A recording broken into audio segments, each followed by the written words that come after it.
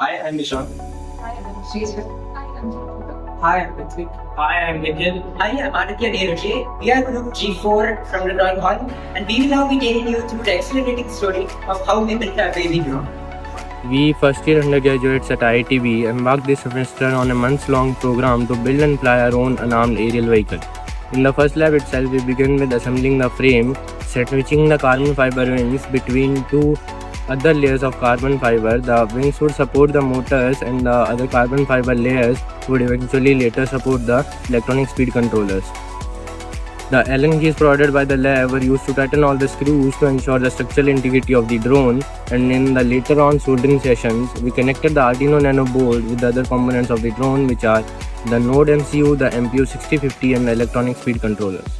In the soldering session, the pre-soldered pins from all the components were removed, and the connection so that the connection between the components could be customized for our own use case, and so that the components would occupy less space on the chassis when stuck. Appropriate connections were made between the Arduino and ESC, and between the Arduino and MPU6050 for data and power transfer, and between Arduino and Node MCU for data transfer, plus between the Arduino, Node MCU, MPU6050 and UBEC voltage regulator, which supply a steady voltage of 5 volt to all the components, even when the lithium polymer battery is supplying a voltage of 12 volt. There were 4 ESCs used, one for each of the brushless motors. We used Simon K 30 amperes ESCs capable of supplying 30 amperes current. These ESCs use pulse width modulation signals to control the speed of BLDC motors. Arduino's digital output pins are capable of generating PWM signals of high accuracy, making them suitable for controlling the ESCs.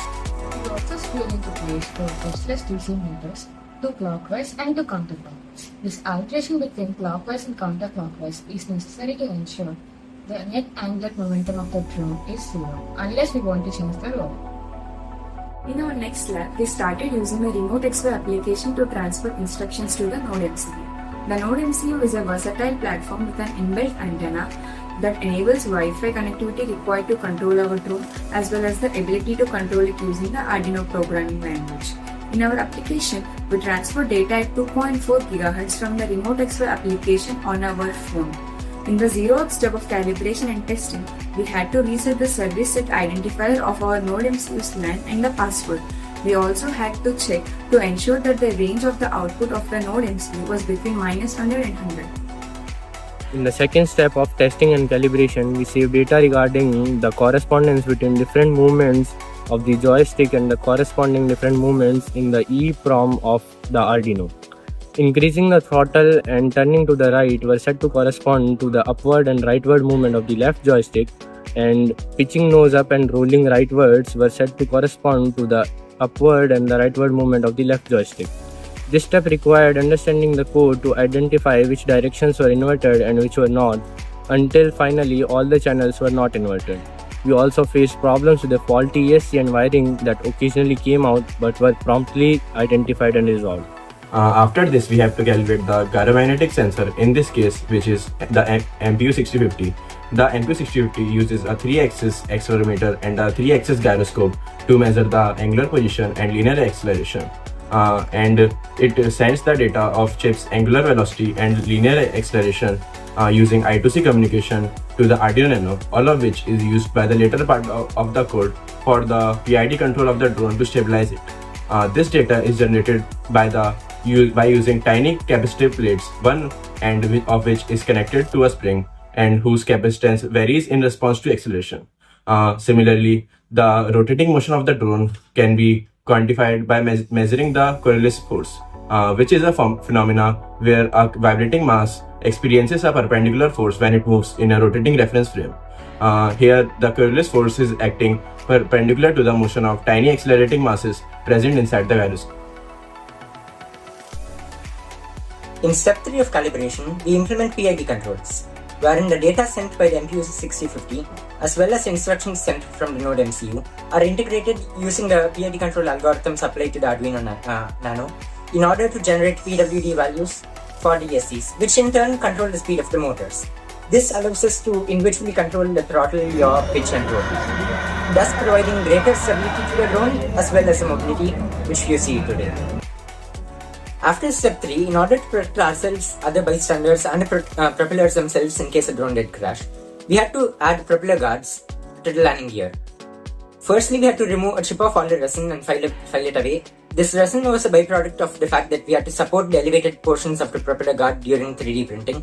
We also had to file away resin from the landing gear, and finally we had to screw it to the motors and glue the propeller guards to the landing gear.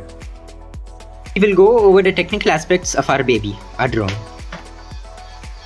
Firstly, we have the Arduino Nano, the brains of our drone. We are using this lightweight microcontroller as our flight controller, which is responsible for processing sensor data from the MPU6050, controlling motor speed through the ESCs, and also stabilizing the aircraft using PID controls during flight. It interfaces with the other components of our drone using I2C communication with the baud rate set by us to be 57,600. Secondly, we have the Node MCU, which is our microcontroller which connects to Wi-Fi and thus allows us to control the drone using the Remote XY application on our drone. In this case, the Node MCU acts as a client connecting to the Remote XY app and also receiving instructions for thrust, yaw, pitch and roll and sending them over using I2C communication to the Arduino Nano, enabling the Arduino Nano to calculate PWM values to send to the ESC. For power, we use a lithium polymer battery which is rechargeable, which is of great use to us in this particular application for testing. It offers 12.6 volts when fully charged and an average voltage of 11.1 volts using 4 cells. Great care always needs to be taken to ensure that the correct terminals are connected to prevent short circuiting. For turning the propellers, we are using BLDC motors, brushless DC motors, two of which are clockwise and two of which are counterclockwise in order to avoid angular momentum developing within a drone. These BLDC motors are preferred over brushed motors because there's no friction due to the brushes, which results in elimination of a lot of losses. These motors are powered by modulated output from ESCs, which have a maximum capacity of 30 amperes. The MPU6050 which we are using is an MEMS integrated gyroscope and accelerometer which uses an inertial mass spring body system to get acceleration value in 3 directions using 3 different springs. And it also has a gyroscope which measures Coriolis force perpendicular to the motion of a particular oscillating body to determine rotational velocity of the drone. The MPU6050 typically operates within a voltage range of 3 to 5 volts DC. Here we are supplying 5 volts using the voltage regulator. For speed control, we are using 4 Simon K 30 ampere ESCs which accept PWM input from the Arduino and send current to turn the motors, which results in a controlled rate of rotation of the propellers.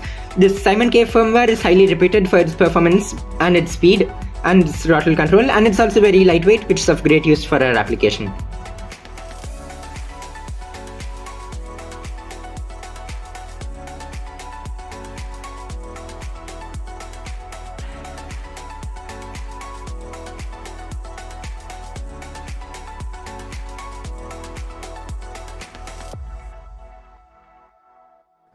I would like to thank the Makerspace Packaging instructors for providing us with an opportunity to build this fascinating flying object. Thank you.